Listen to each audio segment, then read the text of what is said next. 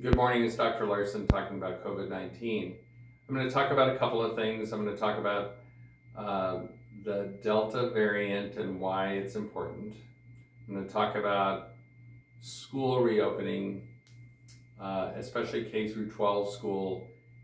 I'm going to talk in the context of both of those things, the reason that we should still get vaccinated. And I'm just going to touch a little bit on air quality and wildfire smoke. Because it's not just all COVID. So in regards to the Delta variant and the numbers in Kittitas County, our current numbers are really quite low in Kittitas County. We're getting 1 or 2 COVID cases daily. Our incident rate is around 60, but we're slowly starting to go upward again. We have had a couple of cases of the Delta variant that have been identified in Kittitas County. We are surrounded by some counties that are starting to go up a little higher than we are. Chelan, Douglas counties are around 150 cases per 100,000 per 14 days. And if you look down at Benton, Franklin, and Walla Walla counties, they're in the 200 to 300 range. So we're not out of the woods yet. It appears that most of this is secondary to the Delta variant. The Delta variant was initially identified in India, but is now found in 93 countries in the world.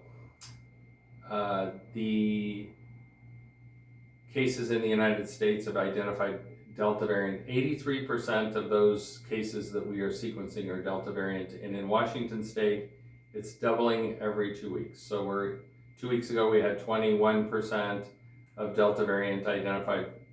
Last week we had 42%. So soon it will be the dominant variant in Washington State. It's more contagious. The question about whether it's more virulent or puts you in the hospital more often is still out, but it's definitely more contagious. It's more contagious in kids. It is still, the vaccines are still effective against the Delta variant, so you should go out and get vaccinated. And the people that are getting infection with Delta variant are those that are unvaccinated. So if you look at a place with a very low vaccination rate like southwestern Missouri, their vaccination rate is around 30%. Their hospitals are inundated with people with Delta variant COVID-19, hospitalized, put on ventilators. Their death rates are going up. So what we're seeing is basically the COVID pandemic has divided into 2 groups. One is the vaccinated group and the other is the unvaccinated group. The vaccinated group still gets occasional breakthrough cases, but they're very mild. The unvaccinated group is still ending up in the hospital, and probably due to mostly Delta variant. So please get vaccinated. If you're 12 and older, you can get vaccination. You can get vaccination at your doctor's clinics, at the pharmacies, at the hospital. It's really important vaccines are safe. Talk to your physicians. The other issue I'd like to talk about is K through 12 schools, as we're now in the middle of July and schools getting ready to start. So the CDC came out a couple weeks ago with guidance that for K through 12 schools that vaccinated staff and students would not need to wear masks. That is consistent with science, is that the likelihood of me getting COVID-19 if I was teaching in a high school is really low because I'm vaccinated. Non-vaccinated students and staff would have to wear a mask. That's the CDC guidance. The next day, the American Academy of Pediatrics came out with guidance that said, we think everyone should wear masks in school, vaccinated or unvaccinated. The reason for that is that there is some concerns over bullying of people who are still wearing masks, of people being divided into groups and being treated differently, of the increased transmissibility of the Delta variant in kids. So kids still account for a small percentage of COVID-19 deaths in the United States, but we are seeing COVID-19 disease in kids starting to go up. And actually, children 10 and older have no different rates of COVID-19 disease than people 19 to 38. So those older kids are still getting COVID at the same rate that adults are getting. So the American Academy of Pediatrics took a very conservative approach.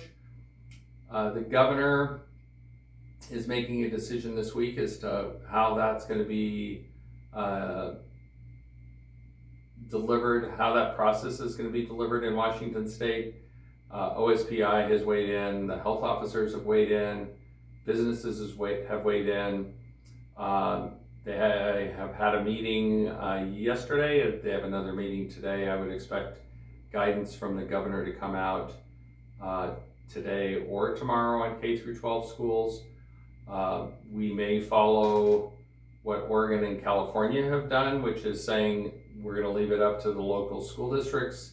We may be more strict, even going all the way to being as strict as the American Academy of Pediatrics, because of our concern over the Delta variant. So we should know in the next couple of days. We will know whether that's a mandate from the governor for masking, or on the other end of whether or not the governor is going to say it really is up to individual counties, transmission in those counties, to make a decision as what to do. As we move into having more kids back in school, we're going to have more disease. So as we take away certain mitigation factors, we're going to increase the amount of disease in school, and it's much more likely that we're going to close some schools this year due to outbreaks of disease, similar to what we have to do when we have measles or pertussis and those type of things. So vaccinate your kids if you have a chance. Vaccine is the best mitigation for COVID-19. Masks are next. Testing follows that. So we have a lot of work still to do. COVID-19 is not over, and we are concerned about your health, so please be safe. Take care. Thanks. Oh, I was going to talk a little bit about air quality. So we're in the middle of wildfire season. Things are really, really dry out there, and be safe when you're recreating outside. We don't need any more wildfires. Wildfire smoke is bad for our health, and it requires us to wear masks. So please take care. Thanks. Bye.